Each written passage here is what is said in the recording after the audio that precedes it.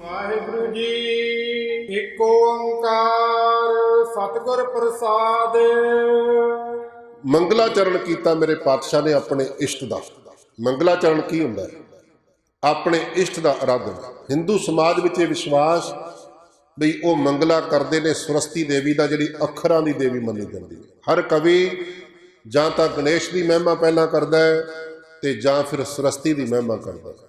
ਮੇਰੇ ਪਾਤਸ਼ਾਹ ਕਵੀਆਂ ਵਿੱਚ ਇੱਕ ਕਵੀ ਨੇ, ਗੁਰਬਾਣੀ ਕਵਿਤਾ ਰੂਪ ਹੈ।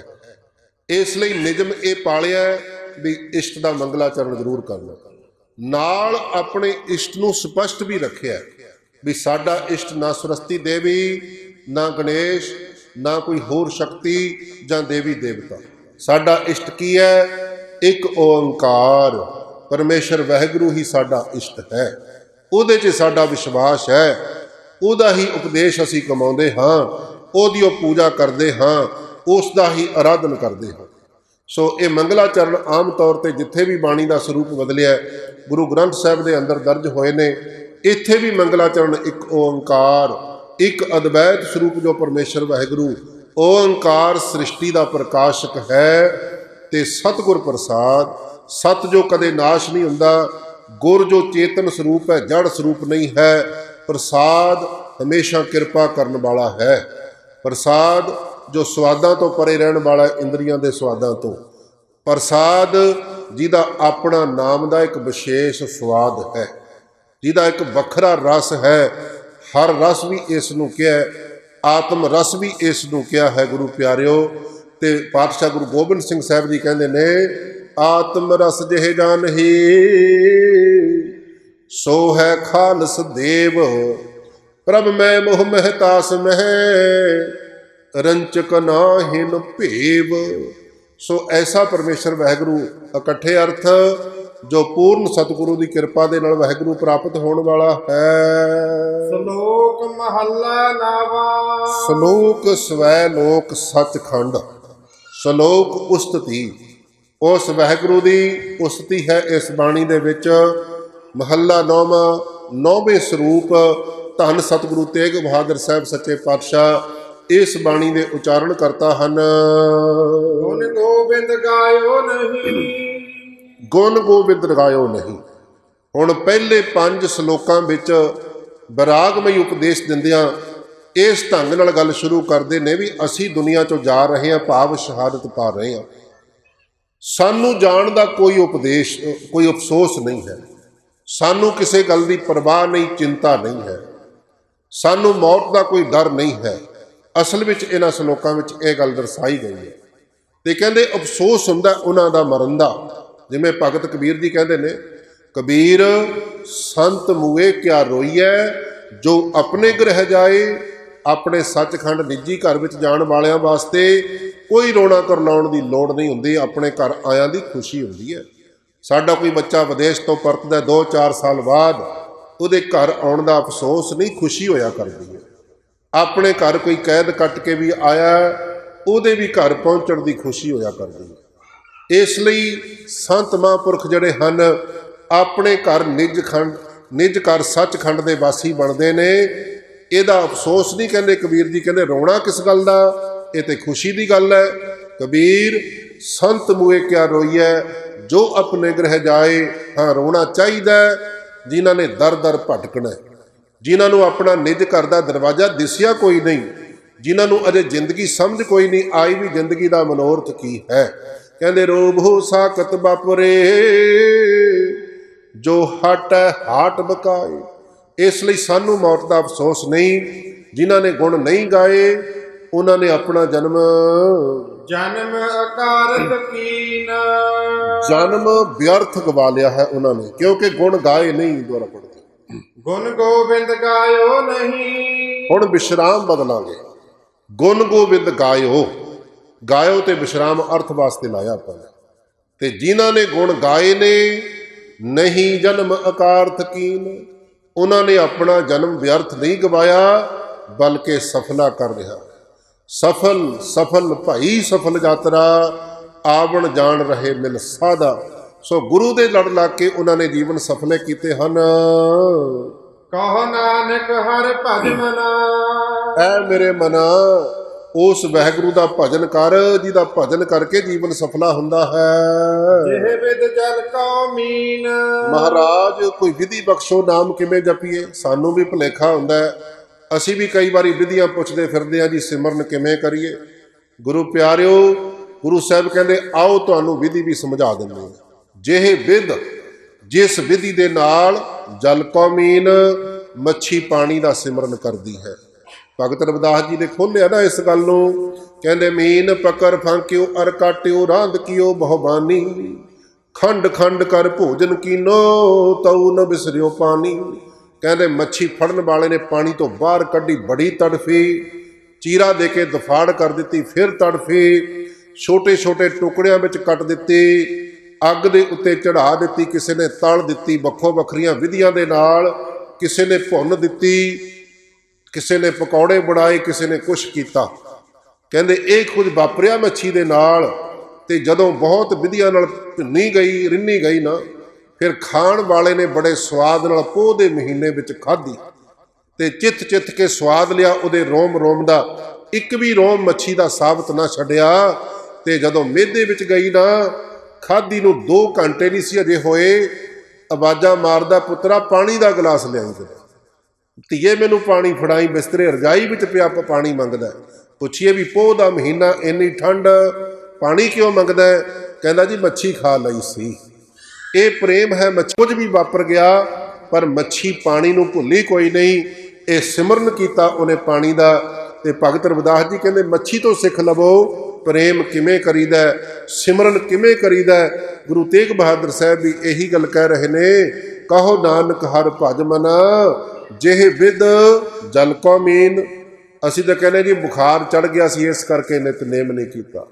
ਇਹ ਤੋਂ ਵੀ ਛੋਟਾ ਬਹਾਨਾ, ਸਿਰ ਦਰਦ ਹੋ ਰਿਹਾ ਸੀ, ਪਤਾ ਨਹੀਂ ਛੋਟੇ ਜਿਹੇ ਬਹਾਨਿਆਂ ਨਾਲ ਅਸੀਂ ਗੁਰੂ ਨੂੰ ਭੁੱਲ ਰਹੇ ਹਾਂ।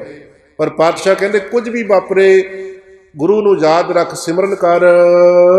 ਵਿਖੇ ਨ ਸਿਓ ਕਾਹੇ ਰਚਿਓ। ਵਿਸ਼ੇ ਵਿਕਾਰਾਂ ਦੇ ਵਿੱਚ ਕਾਮ ਕ੍ਰੋਧ ਲੋਭ ਮੋਹ ਹੰਕਾਰ, ਸ਼ਬਦ ਸਪਰਸ ਰੂਪ ਰਸਗੰਧ, ਦਵੈਸ਼ ਈਰਖਾ ਬਖੀਲੀ ਆਸਾ ਤ੍ਰਿਸ਼ਨਾ, ਇਹ ਜਿੰਨੇ ਵੀ ਔਗਣ ਹਨ ਜਾਂ ਵਿਸ਼ੇ ਵਿਕਾਰ ਹਨ, ਐਵੇਂ ਮਨਾ ਤੂੰ ਕਾਹਨੂੰ ਇਹਨਾਂ ਵਿੱਚ ਫਸਿਆ ਪਿਆ ਹੈ?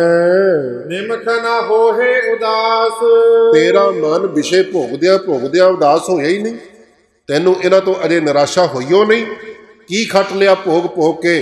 ਭੋਗਦਿਆਂ ਭੋਗਦਿਆਂ ਪਹਿਲਾਂ ਬਚਪਨ ਗਵਾ ਲਿਆ, ਭੋਗਦਿਆਂ ਭੋਗਦਿਆਂ ਜਵਾਨੀ ਗਵਾ ਲਈ ਹੈ, ਬੁਢੇਪਾ ਆ ਗਿਆ, ਬੁਢੇਪਾ ਵੀ ਮੌਤ ਦੇ ਕਿਨਾਰੇ ਤੇ ਪਹੁੰਚ ਗਿਆ। ਅਜੇ ਵੀ ਤੂੰ ਉਦਾਸ ਨਹੀਂ ਹੋਇਆ ਸੰਸਾਰ ਵੱਲੋਂ, ਵਿਸ਼ੇ ਵਿਕਾਰਾਂ ਵੱਲੋਂ। ਕਹੋ ਨਾਨਕ ਭਜ ਹਰਿ ਮਨਾ। ਐ ਮੇਰੇ ਮਨਾ ਵਾਹਿਗੁਰੂ ਦਾ ਸਿਮਰਨ ਕਰ, ਭਜਨ ਕਰ। ਪਰੈ ਨ ਜਮ ਕੀ ਫਾਸ।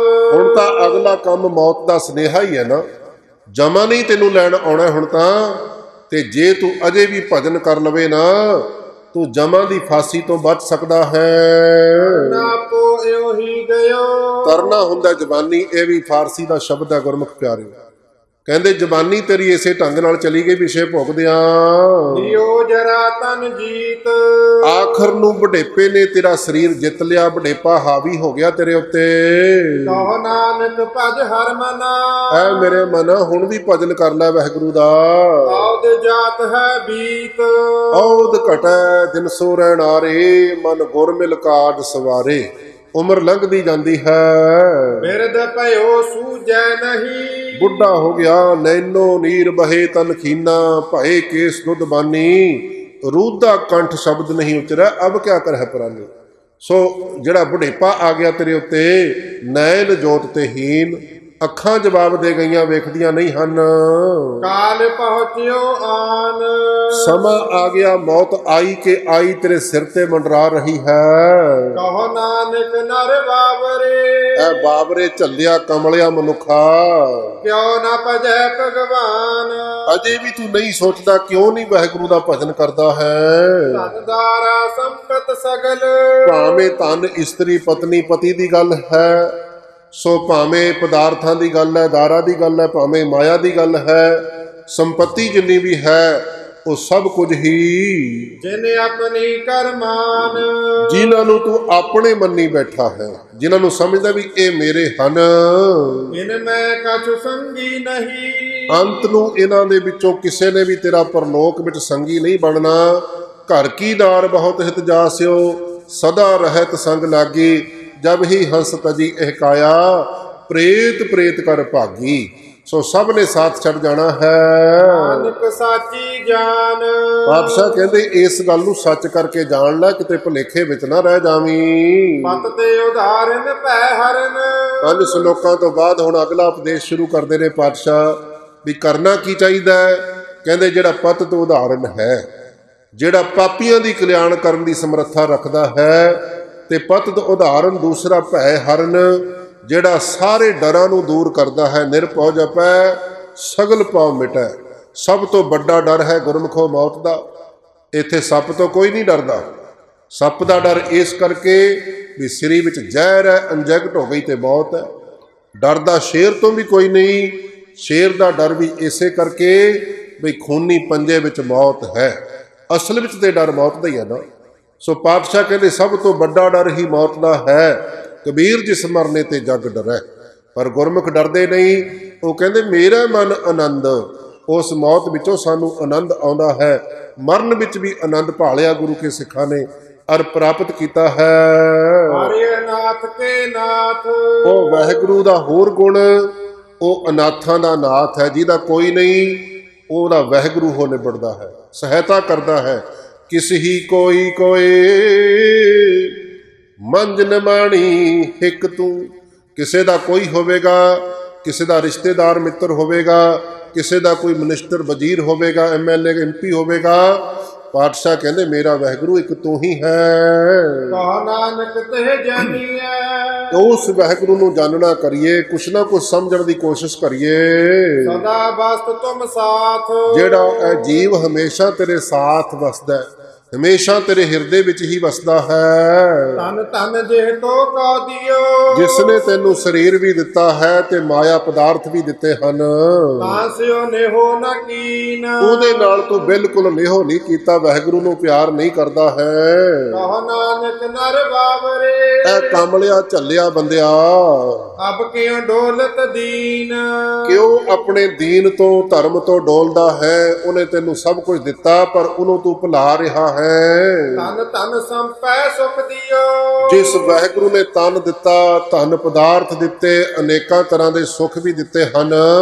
ਹਰ ਜਿਹ ਨੀਕੇ ਧਾਮ ਔਰ ਸੋਹਣੀਆਂ ਸੋਹਣੀਆਂ ਕੋਠੀਆਂ, ਮੰਦਰ, ਮਹਿਲ, ਮਾੜੀਆਂ ਵੀ ਤੈਨੂੰ ਬਖਸ਼ ਦਿੱਤੀਆਂ। ਕਹ ਨਾਨਕ ਸੁਨ ਰੇ ਮਨਾ ਐ ਮੇਰੇ ਮਨਾ ਧਿਆਨ ਨਾਲ ਸੁਣ ਲੈ ਇਸ ਗੱਲ ਨੂੰ। ਸਿਮਰਤ ਕਾਹੇ ਨ ਰਾਮ ਕਿਉਂ ਨਹੀਂ ਅਜੇ ਵੀ ਤੂੰ ਵਾਹਿਗੁਰੂ ਨੂੰ ਯਾਦ ਕਰਦਾ, ਉਹਦੇ ਪਰਉਪਕਾਰਾਂ ਨੂੰ ਵੇਖ ਕੇ। ਸਭ ਸੁਖ ਦਾਤਾ ਰਾਮ ਹੈ ਯਾਦ ਰੱਖੀ, ਸੁਖ ਮਾਇਆ ਵਿੱਚੋਂ ਨਹੀਂ ਮਿਲਦੇ। ਸਾਰੇ ਸੁੱਖਾਂ ਦਾ ਦਾਤਾ ਪਰਮੇਸ਼ਰ ਵਾਹਿਗੁਰੂ ਹੀ ਹੈ। ਦੂਸਰ ਨਾਹਿ ਨ ਕੋਏ ਇਸ ਤੋਂ ਬਿਨਾਂ ਦੂਸਰਾ ਕੋਈ ਸੁੱਖਾਂ ਦਾ ਦਾਤਾ ਨਹੀਂ ਹੋ ਸਕਦਾ। ਇੱਕ ਅਮੀਰ ਬੰਦੇ ਦੀ ਇੰਟਰਵਿਊ ਕੀਤੀ ਇੱਕ ਪੱਤਰਕਾਰ ਨੇ, ਭਾਰਤ ਦੀ ਗੱਲ ਹੈ, ਤੇ ਬੜਾ ਅਮੀਰ ਧਨਾੜ। ਉਸ ਪੱਤਰਕਾਰ ਨੇ ਆਪਣੇ ਸਵਾਲਾਂ ਵਿੱਚ ਇੱਕ ਸਵਾਲ ਕਰ ਦਿੱਤਾ। ਕਹਿੰਦਾ ਡਾਲਮੀਆਂ ਸਾਹਿਬ ਇਹ ਦੱਸੋ ਵੀ ਸਭ ਕੁਝ ਤੁਹਾਡੇ ਕੋਲ ਹੈ, ਕਾਰੋਬਾਰ ਬਹੁਤ ਵੱਡਾ, ਪਦਾਰਥ ਬਹੁਤ ਨੇ, ਨਾ ਪਛਾਣ ਵਡਿਆਈ ਪ੍ਰਭਤਾ ਬਹੁਤ ਕੁਝ ਹੈ, ਇਹ ਦੱਸੋ ਵੀ ਜ਼ਿੰਦਗੀ ਵਿੱਚ ਸੁੱਖ ਕਿੰਨਾ ਕੁ ਹੈ। ਉਹ ਕਹਿਣ ਲੱਗਿਆ, ਕਹਿੰਦਾ ਜੇ ਸੱਚ ਪੁੱਛੇ ਨਾ, ਮੈਂ ਰਾਤ ਨੂੰ ਗੋਲੀ ਖਾ ਕੇ ਸੌਣਾ, ਨੀਂਦ ਦੀ ਟੈਬਲੇਟ ਲੈਣਾ ਤਾਂ ਨੀਂਦ ਆਉਂਦੀ ਹੈ। ਸਾਨੂੰ ਭੁਲੇਖਾ ਹੁੰਦਾ ਹੈ ਵੀ ਸ਼ਾਇਦ ਵੱਡੇ ਵੱਡੇ ਸੁੱਖਾਂ ਵਿੱਚ ਸੁੱਖ ਹੁੰਦਾ। ਮੇਰੇ ਇੱਕ ਗੱਲ ਯਾਦ ਆਈ ਹੈ, 1 ਮਿੰਟ ਦੀ ਕਹਿ ਦੇਣੀ ਹੈ। ਕੈਨੇਡਾ ਦੇ ਟੋਰਾਂਟੋ ਸ਼ਹਿਰ ਦਾ ਜੋ ਪਾਰਟ ਹੈ ਬਰੰਪਟਨ, ਉੱਥੇ ਇੱਕ ਪਰਿਵਾਰ ਵਿੱਚ ਜਾਣ ਦਾ ਮੌਕਾ ਮਿਲਿਆ ਤੇ ਸੋਹਣਾ ਘਰ ਦਾ ਮਾਲਕ ਬੜਾ ਖੁਸ਼, ਗੱਲਾਂ ਬਾਤਾਂ ਵਧੀਆ ਕਰੇ ਤੇ ਕਹਿਣ ਲੱਗਾ ਜੀ ਆਓ ਤੁਹਾਨੂੰ ਮੈਂ ਆਪਣਾ ਘਰ ਵਿਖਾਵਾਂ। ਘਰ ਵਿਖਾਉਣ ਲੱਗ ਗਿਆ ਤੇ ਇੱਕ ਬੈੱਡਰੂਮ ਦੇ ਵਿੱਚ ਲਿਜਾ ਕੇ ਕਹਿੰਦਾ ਜੀ ਆਹ ਜਿਹੜਾ ਬੈੱਡ ਹੈ ਨਾ, ਇਹਦੀ ਕੀਮਤ $1500 ਹੈ। ਹੁਣ ਇੰਡੀਆ ਦਾ ਕਿੰਨਾ ਕੁ ਬਣਦਾ ਤੁਸੀਂ ਅੰਦਾਜ਼ਾ ਲਾ ਲਓ, 70-80 ਹਜ਼ਾਰ ਤਾਂ ਬਣੇਗਾ। ਕਹਿੰਦਾ $1500 ਇਹਦੀ ਕੀਮਤ ਹੈ। ਇਹ ਬੈੱਡ ਮੇਰੇ ਪੁੱਤਰ ਨੇ, ਮੇਰੇ ਲੜਕੇ ਨੇ ਮੇਰੇ ਜਨਮ ਦਿਨ ਤੇ ਮੈਨੂੰ ਗਿਫਟ ਕੀਤਾ ਹੈ। ਬੜਾ ਮਾਣ ਕਰਦਾ ਬੰਦਾ। ਚਲੋ ਲਾਇਕ ਧੀ ਪੁੱਤ ਹੋਣ ਤੇ ਹੋ ਵੀ ਜਾਂਦਾ ਹੈ। ਤੇ ਉਸੇ ਸੋਹਣੇ ਬੈੱਡਰੂਮ ਦੇ ਵਿੱਚ, ਮਹਿੰਗੇ ਬੈੱਡ ਦੇ ਕੋਲ, ਗੁਰਮੁਖ ਪਿਆਰਿਓ, ਹੇਠਾਂ ਇੱਕ ਦਰੀ ਵਿਛੀ ਹੋਈ ਸੀ। ਬੀਬੀਓ, ਉਹ ਦਰੀ ਜਿਹੜੀਆਂ ਕਿਸੇ ਸਮੇਂ ਤੁਸੀਂ ਹੱਥੀਂ ਬੁਣਦੀਆਂ ਰਹੀਆਂ, ਉਹੋ ਜਿਹੀ ਦਰੀ। ਤੇ ਨਾਲ ਦੇ ਸਿੰਘਾਂ ਨੇ ਸਵਾਲ ਕਰ ਦਿੱਤਾ, ਕਹਿਣ ਲੱਗੇ, ਭਾਈ ਸਾਹਿਬ ਬਈ ਘਰ ਤੁਹਾਡਾ ਬੜਾ ਸੋਹਣਾ, ਬੈੱਡਰੂਮ ਬੜਾ ਸੋਹਣਾ, ਤੇ ਤੁਹਾਡਾ ਬੈੱਡ ਬੜਾ ਸੋਹਣਾ, ਆਹ ਦੱਸੋ ਵੀ ਆਹ ਇੰਡੀਆ ਵਾਲੀ ਦਰੀ ਕਿਉਂ ਵਿਛਾ ਰੱਖੀ ਹੈ ਇੱਥੇ? ਭਾਵ ਵੀ ਤੁਹਾਡੇ ਸੁੰਦਰ ਘਰ ਦੀ ਟੌਰ ਵਿੱਚ ਫਰਕ ਪਾਉਂਦੀ ਹੈ, ਥੋੜ੍ਹੀ ਖਰਾਬ ਹੀ ਕਰਦੀ ਲੱਗਦੀ ਹੈ, ਸੋਹਣਾ ਨਹੀਂ ਬਣਾਉਂਦੀ। ਉਹ ਦਰੀ ਕਿਉਂ ਵਿਛਾਈ ਹੈ? ਗੁਰਮੁਖੋ, ਉਹਦੀ ਆਵਾਜ਼ ਬਦਲ ਗਈ ਬੰਦੇ ਦੀ। ਘਗਿਆਈ ਆਵਾਜ਼ ਵਿੱਚ ਕਹਿਣ ਲੱਗਿਆ, ਕਹਿੰਦਾ ਜੇ ਸੱਚ ਪੁੱਛੋ ਅਸਲ ਗੱਲ ਇਹ ਹੈ ਵੀ ਮੈਨੂੰ ਬੈਕਬੋਨ ਦੀ ਤਕਲੀਫ ਹੈ, ਰੀੜ੍ਹ ਦੀ ਹੱਡੀ ਦੀ ਤਕਲੀਫ ਹੈ, ਇਸ ਕਰਕੇ ਮੈਂ ਬੈੱਡ ਤੇ ਸੌ ਨਹੀਂ ਸਕਦਾ, ਮੈਨੂੰ ਇਸ ਦਰੀ ਤੇ ਸੌਣਾ ਪੈਂਦਾ ਹੈ। ਸੁੱਖ ਤਾਂ ਮਿਲ ਗਏ, ਸੁੱਖਾਂ ਦੇ ਸਾਧਨ ਤਾਂ ਮਿਲ ਗਏ, ਪਰ ਵਾਹਿਗੁਰੂ ਦੀ ਕਿਰਪਾ ਦ੍ਰਿਸ਼ਟੀ ਅਜੇ ਨਹੀਂ ਹੋਈ ਤੂੰ ਸੁੱਖ ਵੀ ਮਾਣ ਸਕੇ। ਇਸ ਲਈ ਸਭ ਸੁੱਖ ਦਾਤਾ ਰਾਮ ਹੈ। ਅਸਲ ਵਿੱਚ ਸੁੱਖਾਂ ਦਾ ਦਾਤਾ ਵਾਹਿਗੁਰੂ ਹੈ। ਕਹ ਨਾਨਕ ਸੁਨ ਰੇ ਮਨਾ, ਐ ਮੇਰੇ ਮਨਾ ਧਿਆਨ ਨਾਲ ਸੁਣ ਲੈ ਇਸ ਗੱਲ ਨੂੰ। ਤੇ ਸਿਮਰਤ ਗਤ ਹੋਏ, ਉਸ ਵਾਹਿਗੁਰੂ ਦਾ ਸਿਮਰਨ ਕਰਕੇ ਹੀ ਸਾਰੇ ਸੁੱਖ ਨੇ, ਉਹਦੇ ਵਿੱਚ ਹੀ ਕਲਿਆਣ ਤੇ ਹੈ। ਸਿਮਰਤ ਗਤ ਪਾਈਐ, ਜਿਸ ਦਾ ਸਿਮਰਨ ਕਰਕੇ ਗਤੀ ਕਲਿਆਣ ਮੋਕਸ਼ ਪ੍ਰਾਪਤ ਹੁੰਦੀ ਹੈ। ਭਜ ਰੇ ਤੈ ਮੀਤ, ਐ ਮਿੱਤਰਾ, ਐ ਮਨ ਮਿੱਤਰਾ, ਉਹਦਾ ਭਜਨ ਕਰਿਆ ਕਰ। ਕਹ ਨਾਨਕ ਸੁਨ ਰੇ ਮਨਾ, ਐ ਮੇਰੇ ਮਨਾ ਧਿਆਨ ਨਾਲ ਸੁਣ, ਗੁਰੂ ਸਾਹਿਬ ਕਹਿ ਰਹੇ ਨੇ, ਔਦ ਘਟਤ ਹੈ ਨੀਤ, ਉਮਰ ਤਾਂ ਸਵਾਸ ਸਵਾਸ ਘਟਦੀ ਹੀ ਜਾ ਰਹੀ ਹੈ। ਪਾਂਚ ਤਤ ਕੋ ਤਨ ਰਚਿਓ, ਇਹ ਪੰਜਾਂ ਤੱਤਾਂ ਹਵਾ, ਪਾਣੀ, ਮਿੱਟੀ, ਅੱਗ ਤੇ ਆਕਾਸ਼ ਦਾ ਰਚਿਆ ਜਿਹੜਾ ਸਰੀਰ ਹੈ, ਜਨ ਹੋ ਚਤੁਰ ਸੁਜਾਨ, ਇਹਨੂੰ ਜਾਣਨਾ ਕਰ ਇਸ ਗੱਲ ਨੂੰ ਵੀ ਤੱਤਾਂ ਦੀ ਬਣਤਰ ਹੈ ਇਹ ਤੇਰਾ ਸਰੀਰ, ਜਿਹ ਤੇ ਉਪਜਿਓ ਨਾਨਕਾ, ਜਿਹਦੇ ਵਿੱਚੋਂ, ਜਿਹੜੇ ਤੱਤਾਂ ਵਿੱਚੋਂ ਇਹ ਸਰੀਰ ਪੈਦਾ ਹੋਇਆ ਹੈ। ਦੀਨ ਤਾਹੇ ਮਹਿਮਾਨ, ਇਹਨਾਂ ਤੱਤਾਂ ਨੇ ਮੁੜ ਕੇ ਵਿੱਚ ਉਹਨਾਂ ਦੇ ਵਿੱਚ ਹੀ ਲੀਨ ਹੋ ਜਾਣਾ, ਸਰੀਰ ਨੇ ਖਤਮ ਹੋ ਜਾਣਾ ਹੈ। ਘਟ ਘਟ ਮੈਂ ਹਰ ਜੂ ਬਸੈ, ਇਸ ਲਈ ਯਾਦ ਰੱਖ ਜਿਹੜਾ ਵਾਹਿਗੁਰੂ ਪਰਮੇਸ਼ਰ ਹੈ, ਸੰਤਨ ਕਹਿਓ ਪੁਕਾਰ, ਜਿਹੜਾ ਸਾਧੂ ਸੰਤ ਪੁਰਸ਼ਾਂ ਨੇ, ਮਹਾਂਪੁਰਖਾਂ, ਬ੍ਰਹਮ ਗਿਆਨੀਆਂ ਨੇ ਪੁਕਾਰ ਪੁਕਾਰ ਕੇ ਇਹ ਗੱਲ ਕਹੀ ਹੈ ਵੀ ਉਹ ਵਾਹਿਗੁਰੂ ਘਟ ਘਟ ਦੇ ਵਿੱਚ ਵਸਦਾ ਹੈ। ਘਟ ਘਟ ਜਰੇ ਜਰੇ ਦੇ ਵਿੱਚ, ਘਟ ਦਾ ਅਰਥ ਗੁਰਮੁਖੋਂ ਘੜਾ ਵੀ ਹੁੰਦਾ ਹੈ, ਘਟ ਦਾ ਅਰਥ ਸਰੀਰ ਆਇਆ ਗੁਰਬਾਣੀ ਵਿੱਚ। ਤੇ ਘਟ ਘਟ ਮੈਂ, ਇੱਕ ਤਾਂ ਆ ਸਥੂਲ ਸਰੀਰ ਹੈ ਨਾ ਸਾਡਾ, ਇਹ ਵੀ ਘਟ ਹੈ, ਪਹਿਲਾ ਘਟ। ਤੇ ਫਿਰ ਘਟ ਦੂਸਰਾ ਸੂਖਸ਼ਮ ਸਰੀਰ, ਤੇ ਜਿਹੜਾ 19 ਤੱਤਾਂ ਦਾ ਮੰਨਿਆ ਜਾਂਦਾ ਹੈ, ਤੇ ਉਸ ਦੇ ਅੰਦਰ ਹਰਜੂ ਵਸੈ। ਫਿਰ ਵਾਹਿਗੁਰੂ ਦੀ ਜੋਤ ਵੀ ਇਹਦੇ ਵਿੱਚ ਟਿਕਾਈ ਹੋਈ ਹੈ ਨਾ, ਹਰ ਜੀਓ ਗੁਫਾ ਅੰਦਰ ਰੱਖ ਕੇ ਵਾਜਾ ਪਵਨ ਵਧਾਓ, ਜੀਓ ਪਾਏ ਪਿੰਡ ਜਿਨ ਸਾਜਿਆ। ਇਸ ਲਈ ਸਾਧੂ ਮਹਾਂਪੁਰਖ ਇਹ ਗੱਲ ਸਮਝਾਉਂਦੇ ਨੇ ਵੀ ਘਟ ਦੇ ਅੰਦਰ ਘਟ, ਸਰੀਰ ਦੇ ਅੰਦਰ ਸਰੀਰ, ਉਹਦੇ ਅੰਦਰ ਵਾਹਿਗੁਰੂ ਦੀ ਜੋਤ ਵਰਤਦੀ ਹੈ। ਕਹ ਨਾਨਕ ਤੇ ਭਜ ਮਨਾ, ਐ ਮੇਰੇ ਮਨਾ ਉਹਦਾ ਭਜਨ ਕਰ। ਕੌਣ ਨਿਤ ਉਤਰਹਿ ਪਾਰ, ਇਹ ਭੋਜਨ ਜਿਹੜਾ ਹੈ ਮੈਕੀ ਖਜ਼ਾਨੇ ਵਾਲਾ ਸੰਸਾਰ, ਇਹਨੂੰ ਪਾਰ ਹੋ ਜਾਵੇਗਾ। ਸੁਖ ਦੁਖ ਜੇ ਪਰਸੈ ਨਹੀਂ, ਦੁੱਖ ਅਤੇ ਸੁੱਖ ਫਿਰ ਪਰਸਦੇ ਨਹੀਂ ਹਨ, ਸਤਾਉਂਦੇ ਨਹੀਂ ਹਨ। ਲੋਭ ਮੋਹ ਅਭਿਮਾਨ, ਲਾਲਚ ਤੇ ਮੋਹ ਜਿਹੜਾ ਹੈ, ਤੀਸਰਾ ਹੰਕਾਰ ਆਦਿਕ। ਕਹ ਨਾਨਕ ਸੁਨ ਰੇ ਮਨਾ, ਇਸ ਲਈ ਮਨਾ ਫਿਰ ਧਿਆਨ ਨਾਲ ਸੁਣ, ਸੋ ਮੂਰਤ ਭਗਵਾਨ, ਤੇ ਜਿਹੜਾ ਵਾਹਿਗੁਰੂ ਦੁੱਖਾਂ ਸੁੱਖਾਂ ਤੋਂ, ਹੰਕਾਰ ਤੋਂ ਰਹਿਤ ਹੈ ਨਾ, ਉਹੀ ਵਾਹਿਗੁਰੂ ਦਾ ਸਰੂਪ ਹੈ। ਜਿਹਦੇ ਅੰਦਰੋਂ ਇਹ ਔਗਣ ਖਤਮ ਹੋ ਗਏ, ਉਹ ਵਾਹਿਗੁਰੂ ਦਾ ਸਰੂਪ ਹੋ ਨਿਬੜਦਾ ਹੈ। ਉਸਤਤ ਨਿੰਦਿਆ ਨਾਹੇ ਜਿਹੇ, ਤੇ ਜਿਸ ਗੁਰਮੁਖ ਪਿਆਰੇ, ਹੁਣ ਸਾਧੂਆਂ ਦੀ ਅਵਸਥਾ ਬਿਆਨ ਕਰਦੇ ਨੇ, ਬ੍ਰਹਮ ਗਿਆਨੀਆਂ ਦੀ, ਕਹਿੰਦੇ ਜਿਸ ਵਾਸਤੇ ਉਸਤਤ ਔਰ ਨਿੰਦਾ, ਆਪਣੀ ਉਸਤਤ ਸੁਣਨ ਦਾ ਸ਼ੌਕ ਨਹੀਂ ਤੇ ਆਪਣੀ ਨਿੰਦਾ ਸੁਣ ਕੇ ਘਬਰਾਹਟ ਕੋਈ ਨਹੀਂ, ਸੋ ਇਸੇ ਤਰ੍ਹਾਂ ਦੂਸਰਿਆਂ ਦੀ ਨਿੰਦਾ ਕਰਨ ਵਿੱਚ ਵਿਸ਼ਵਾਸ ਕੋਈ ਨਹੀਂ। ਇਸ ਗੱਲ ਤੋਂ ਜਿਹੜੇ ਰਹਿਤ ਹਨ, ਕੰਚਨ ਲੋਹ ਸਮਾਨ, ਜਿਨ੍ਹਾਂ ਦੀਆਂ ਨਜ਼ਰਾਂ ਵਿੱਚ ਲੋਹਾ ਅਤੇ ਸੋਨਾ ਵੀ ਇੱਕੋ ਕੀਮਤ ਰੱਖਦੇ ਨੇ, ਸੋਨੇ ਨਾਲ ਪਿਆਰ ਨਹੀਂ ਤੇ ਲੋਹੇ ਨਾਲ ਨਫ਼ਰਤ ਕੋਈ ਨਹੀਂ ਹੈ। ਕਹ ਨਾਨਕ ਸੁਨ ਰੇ ਮਨਾ, ਐ ਮੇਰੇ ਮਨਾ ਸੁਣ ਲੈ ਧਿਆਨ ਦੇ ਨਾਲ, ਮੁਕਤ ਤਾਹੇ ਤੈ ਜਾਣੇ, ਉਹੀ ਗੁਰਮੁਖ ਪਿਆਰਾ ਮੁਕਤ ਹੋ ਸਕਦਾ ਹੈ, ਮੁਕਤੀ ਤੱਕ ਪਹੁੰਚਦਾ ਹੈ। ਜੇ ਜੇ ਤੁਮਰੇ ਧਿਆਨ ਕੋ ਨਿਤ ਉਠਤੇ ਹੈ ਸੰਤ, ਅੰਤ ਲਹਾਂਗੇ ਮੁਕਤ ਫਲ, ਪਾਵਹਿਗੇ ਭਗਵੰਤ। ਹਰਤ ਸੋਗ ਜਾ ਕੇ ਨਹੀਂ, ਜਿਹੜੇ ਗੁਰਮੁਖ ਪਿਆਰਿਆਂ ਸਤਿਪੁਰਸ਼ਾਂ ਨੂੰ ਨਾ ਖੁਸ਼ੀ ਨਾ ਗਮੀ ਦਾ ਪ੍ਰਭਾਵ, ਖੁਸ਼ੀ ਵਿੱਚ ਆਪੇ ਤੋਂ ਬਾਹਰ ਨਹੀਂ ਹੁੰਦੇ, ਭੰਗੜੇ ਨਹੀਂ ਪਾਉਂਦੇ, ਸ਼ਰਾਬਾਂ ਨਹੀਂ ਪੀਂਦੇ। ਆ ਕਈਆਂ ਦੀ ਖੁਸ਼ੀ ਬੇਕਾਬੂ ਹੋ ਜਾਂਦੀ ਹੈ ਨਾ, ਤੇ ਵਿਆਹਾਂ ਸ਼ਾਦੀਆਂ ਵਿੱਚ ਧੀਆਂ ਭੈਣਾਂ ਨੂੰ ਨਚਾਉਣ ਲੱਗ ਪੈਂਦੇ ਨੇ। ਇਹ ਖੁਸ਼ੀ ਬੇਕਾਬੂ ਹੈ। ਤੇ ਜਦੋਂ ਕਿਤੇ ਦੁੱਖ ਪੈ ਜਾਵੇ ਫਿਰ ਰੋਂਦੇ ਕਰਲਾਉਂਦੇ ਨਹੀਂ ਚੱਲੇ ਜਾਂਦੇ ਉਹ ਲੋਕ। ਪਰ ਜਿਹੜੇ ਮਹਾਂਪੁਰਖ ਨੇ, ਗੁਰਮੁਖ ਨੇ, ਉਹਨਾਂ ਵਾਸਤੇ ਖੁਸ਼ੀ ਵਿੱਚ ਵੀ ਵਾਹਿਗੁਰੂ ਦਾ ਧੰਨਵਾਦ, ਵਾਹਿਗੁਰੂ ਦੀ ਕਿਉਂ ਭੁੱਖ ਨੂੰ ਵੀ ਵਾਹਿਗੁਰੂ ਦੀ ਦਾਤ ਸਮਝ ਕੇ ਭੋਗਦੇ ਹਨ।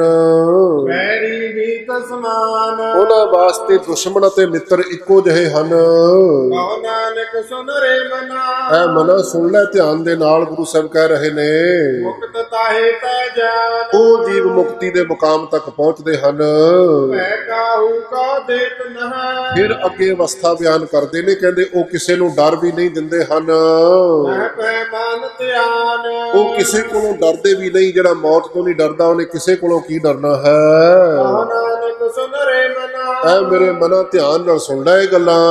ਗਿਆਨੀ ਤਾਹੇ ਬਕਾਨ, ਉਸ ਨੂੰ ਬ੍ਰਹਮ ਗਿਆਨੀ ਕਹੀਦਾ। ਗੁਰਬਾਣੀ ਵਿੱਚ ਗਿਆਨੀ ਦਾ ਅਰਥ ਬ੍ਰਹਮ ਗਿਆਨੀ ਭਾਵ ਅਰਥ ਹੈ। ਕਹਿੰਦੇ ਉਸ ਨੂੰ ਬ੍ਰਹਮ ਗਿਆਨੀ ਕਹੀਦਾ ਹੈ। ਇਹ ਵੇਖਿਆ ਸਗਲੀ ਤਜੀ, ਜਿਸ ਨੇ ਵਿਸ਼ੇ ਵਿਕਾਰਾਂ ਨੂੰ ਤਿਆਗ ਦਿੱਤਾ ਮੁਕੰਮਲ ਰੂਪ ਦੇ ਵਿੱਚ, ਲਿਓ ਭੇਖ ਬੈਰਾਗ, ਅਤੇ ਬੈਰਾਗ ਦਾ ਭੇਖ ਧਾਰਨ ਕਰ ਲਿਆ। ਪਾਪ ਦੁਨੀਆ ਤੋਂ ਨਿਰਾਸ਼ ਹੋ ਕੇ ਵਾਹਿਗੁਰੂ ਨਾਲ ਜੁੜ ਗਏ ਹਨ। ਕਹੋ ਨਾਨਕ ਸੁਨ ਰੇ ਮਨਾ, ਸੁਣ ਲੈ ਮਨਾ ਧਿਆਨ ਦੇ ਨਾਲ। ਤੇ ਨਰ ਮਾਥੈ ਭਾਗ, ਸਮਝ ਲਓ ਉਸ ਮਨੁੱਖ ਦੇ ਮੱਥੇ ਦੇ ਭਾਗ ਹੀ ਚੰਗੇ ਨੇ, ਤਾਂ ਹੀ ਰੱਬ ਨਾਲ ਜੁੜ ਗਿਆ ਹੈ। ਇਹ ਮਾਇਆ ਮਮਤਾ ਤਜੀ, ਜਿਸ ਬੰਦੇ ਨੇ ਮਾਇਆ ਦੀ ਮਮਤਾ ਤਿਆਗ ਦਿੱਤੀ ਜਾਂ ਸੰਸਾਰ ਦੀ ਮਮਤਾ ਤਿਆਗ ਦਿੱਤੀ, ਸਭ ਤੇ ਭਇਓ ਉਦਾਸ, ਸਾਰਿਆਂ ਵੱਲੋਂ ਉਦਾਸ ਹੋ ਗਿਆ ਵੀ ਇੱਥੇ ਕਹਿਤ ਕਬੀਰ ਕੋਈ ਨਹੀਂ ਤੇਰਾ। ਕਹੋ ਨਾਨਕ ਸੁਨ ਰੇ ਮਨਾ, ਐ ਮਨਾ ਸੁਣ ਲੈ ਧਿਆਨ ਨਾਲ। ਤੇ ਘਟ ਬ੍ਰਹਮ ਨਿਵਾਸ, ਉਸ ਇਨਸਾਨ ਦੇ ਹਿਰਦੇ ਵਿੱਚ ਬ੍ਰਹਮ ਦਾ ਨਿਵਾਸ ਹੁੰਦਾ ਹੈ, ਵਾਹਿਗੁਰੂ ਪ੍ਰਗਟ ਹੋ ਜਾਂਦਾ ਹੈ। ਇਹ ਪ੍ਰਾਨੀ ਹਉ ਮੈਂ ਤਜੀ, ਜਿਸ ਬੰਦੇ ਨੇ ਹਉਮੈ ਦਾ ਮੁਕੰਮਲ ਤਿਆਗ ਕਰ ਦਿੱਤਾ, ਕਰਤਾ ਰਾਮ ਪਛਾਨ, ਸ੍ਰਿਸ਼ਟੀ ਦਾ ਕਰਤਾ ਕਰਨ ਵਾਲਾ ਰਚਨ ਵਾਲਾ ਕੇਵਲ ਵਾਹਿਗੁਰੂ ਜਿਹੜਾ ਹੈ ਉਸ ਨੂੰ ਪਛਾਣ ਲਿਆ ਹੈ। ਕਹੋ ਨਾਨਕ ਬਾ ਮੁਕਤ ਨਰ, ਉਹ ਮਨੁੱਖ ਮੁਕਤ ਹੋ ਗਏ ਹਨ ਵਿਸ਼ੇ ਵਿਕਾਰਾਂ ਦੀ ਜ਼ਿੰਦਗੀ ਤੋਂ। ਇਹ ਮਨ ਸਾਚੀ ਮਾਨ, ਐ ਮਨਾ ਇਹ ਗੱਲ ਸੱਚ ਕਰਕੇ ਮੰਨ ਲੈ, ਕਿਤੇ ਸ਼ੱਕ ਨਾ ਕਰ ਬੈਠੀ। ਭੈ ਨਾਸਨ ਦੁਰਮਤ ਹਰਨ, ਜਿਹੜਾ ਵਾਹਿਗੁਰੂ ਭੈ ਦਾ ਨਾਸ਼ ਕਰਨ ਵਾਲਾ ਤੇ ਦੁਰਮਤ ਦਾ ਨਾਸ਼ ਕਰਨ ਵਾਲਾ ਹੈ। ਕਲ ਮੈਂ ਹਰ ਕੋ ਨਾਮ, ਬਸ ਇੱਕ ਨਾਮ ਦਾ ਸਾਧਨ ਹੀ ਹੈ, ਬੰਦਗੀ ਦਾ ਰਸਤਾ ਹੀ ਹੈ ਜਿਹਦੇ ਵਿੱਚ ਇਹ ਪ੍ਰਾਪਤੀਆਂ ਹੋ ਸਕਦੀਆਂ ਨੇ। ਇਸ ਦਿਨ ਜੋ ਨਾਨਕ ਭਜੈ, ਦਿਨ ਰਾਤ ਜਿਹੜਾ ਪਰਮੇਸ਼ਰ ਵਾਹਿਗੁਰੂ ਦਾ ਸਿਮਰਨ ਕਰਦਾ ਹੈ, ਸਫਲ ਹੋਏ ਤੇ ਕਾਮ, ਉਹਦੀ ਕਾਮਨਾ ਦੀ ਪੂਰਤੀ ਹੋ ਜਾਂਦੀ ਹੈ, ਜਾਂ ਉਹਦਾ ਜ਼ਿੰਦਗੀ ਦਾ ਕਾਰਜ ਬੰਦਗੀ ਸਫਲ ਹੋ ਜਾਂਦੀ ਹੈ। ਜੇ ਬਾਗੁਨ ਗੋਬਿੰਦ ਭਜੋ, ਭਾਈ ਰਸਨਾ ਤੋਂ ਜੀਵ ਤੋਂ ਹਮੇਸ਼ਾ ਵਾਹਿਗੁਰੂ ਦੇ ਗੁਣ ਗਾਇਆ ਕਰੋ। ਕੰਨ ਸੁਨੋ ਹਰ ਨਾਮ, ਕੰਨਾਂ ਦੇ ਨਾਲ ਪਰਮੇਸ਼ਰ ਦੀ ਸਿਫਤ ਸਲਾਹ, ਉਹਦਾ ਨਾਮ ਸੁਣੋ। ਕਹੋ ਨਾਨਕ ਸੁਨ ਰੇ ਮਨਾ, ਐ ਮਨਾ ਸੁਣ ਧਿਆਨ ਨਾਲ। ਪਰ ਹੈ ਨ ਜਮ ਕੈ ਧਾਮ, ਜੇ ਐਸਾ ਕਰੇਗਾ ਤੂੰ ਜਮਾਂ ਦੇ ਘਰ ਵਿੱਚ, ਭਾਵ ਤੂੰ ਦੁੱਖਾਂ ਵਿੱਚ ਨਹੀਂ ਪਵੇਂਗਾ, ਜਮਾਂ ਦੀ ਮਾਰ ਨਹੀਂ ਸਹਿਣੀ ਪਵੇਗੀ। ਜੋ ਪ੍ਰਾਨੀ ਮਮਤਾ ਤਜੈ, ਜਿਹੜਾ ਪ੍ਰਾਣੀ, ਜਿਹੜਾ ਮਨੁੱਖ ਜੀਵ ਮਾਇਆ ਦੀ ਮਮਤਾ ਨੂੰ ਤਿਆਗ ਦਿੰਦਾ ਹੈ, ਲੋਭ ਮੋਹ ਹੰਕਾਰ, ਲੋਭ ਨੂੰ ਛੱਡ ਦਿੰਦਾ ਹੈ, ਮੋਹ ਨੂੰ ਛੱਡ ਦਿੰਦਾ ਹੈ, ਸੰਸਾਰ ਦੇ ਨੂੰ, ਜੀਵਾਂ ਦੇ ਨੂੰ, ਸੰਬੰਧੀਆਂ ਦੇ ਨੂੰ, ਤੇ ਹੰਕਾਰ ਨੂੰ ਵੀ ਛੱਡ ਦਿੰਦਾ ਹੈ। ਕਹੋ ਨਾਨਕ ਆਪਨ ਤਰੈ, ਆਪ ਤਾਂ ਉਹ ਤਰਦਾ ਹੀ ਤਰਦਾ ਹੈ ਇਸ ਭਵਜਲ ਸੰਸਾਰ ਤੋਂ। ਔਰ ਨ ਲੇਤ ਉਧਾਰ, ਉਹਨਾਂ ਦੀ ਸੰਗਤ ਕਰਨ ਵਾਲੇ ਵੀ ਤਰ ਜਾਂਦੇ ਨੇ। ਮੈਂ ਇੱਥੇ ਕਹਿ ਦਿਆਂ, ਜਿਨ੍ਹਾਂ ਦੀ ਯਾਦ ਵਿੱਚ ਪਿਆਰ ਵਿੱਚ ਜੁੜੇ ਹੋ ਗੁਰੂ ਪਿਆਰਿਓ, ਸਤਿਕਾਰਯੋਗ ਬਾਬਾ ਗੁਰਨਾਮ ਸਿੰਘ ਜੀ, ਕਿੰਨੇ ਸੰਗੀ ਉਹਨਾਂ ਦਾ ਸੰਗ ਕਰਕੇ ਗੁਰੂ ਨਾਲ ਜੁੜ ਗਏ, ਗੁਰਬਾਣੀ ਕਮਾਉਣ ਲੱਗ ਪਏ, ਸਿਮਰਨ ਅਭਿਆਸੀ ਹੋ ਗਏ, ਤੇ ਇਸ ਪ੍ਰਕਾਰ ਉਹਨਾਂ ਦੇ ਵੀ ਜੀਵਨ ਸਫਲੇ ਹੁੰਦੇ ਹਨ। ਜੋ ਸੁਪਨਾ ਅਰ ਵੇਖਣਾ, ਪਾਤਸ਼ਾਹ ਕਹਿੰਦੇ ਸੰਸਾਰ ਦੀ ਬਣਤਰ ਕੁਝ ਇਹੋ ਜਿਹੀ ਹੈ ਜਿਹਦੇ ਨਾਲ ਬਹੁਤਾ ਪਿਆਰ ਕਰਦਾ ਹੈ। ਵੀ ਜਿਵੇਂ ਰਾਤ ਨੂੰ ਤੂੰ ਸੁਪਨਾ ਵੇਖਦਾ ਹੈ, ਐਸੇ ਜਗ ਕੋ ਜਾਣੇ, ਇਹ ਸੰਸਾਰ ਵੀ ਇੱਕ ਸੁਪਨਾ ਹੀ ਹੈ। ਉਹ ਰਾਤ ਵਾਲਾ ਸੁਪਨਾ ਬਸ ਥੋੜੇ ਸਮੇਂ ਦਾ ਹੁੰਦਾ ਹੈ, ਤੇ ਇਹ ਜਿਹੜਾ ਜ਼ਿੰਦਗੀ ਵਾਲਾ ਸੁਪਨਾ ਹੈ ਇਹ ਥੋੜਾ ਜਿਹਾ ਲੰਮਾ ਸੁਪਨਾ ਹੈ। ਦੋਵੇਂ ਸੁਪਨੇ ਹੀ ਹਨ। ਇਨ ਮੈਂ ਕਛ ਸਾਚੋ ਨਹੀਂ, ਇਹਦੇ ਵਿੱਚ ਕੁਝ ਵੀ ਸੱਚ ਨਹੀਂ ਹੈ। ਜਗ ਰਚਨਾ ਸਭ ਝੂਠ ਹੈ। ਕਿ ਸ਼ਲੋਕ ਆਵੇਗਾ, ਨਾਨਕ ਬਿਨ ਭਗਵਾਨ, ਇੱਕ ਵਾਹਿਗੁਰੂ ਤੋਂ ਬਿਨਾਂ ਸਭ ਕੁਝ ਝੂਠ ਹੈ।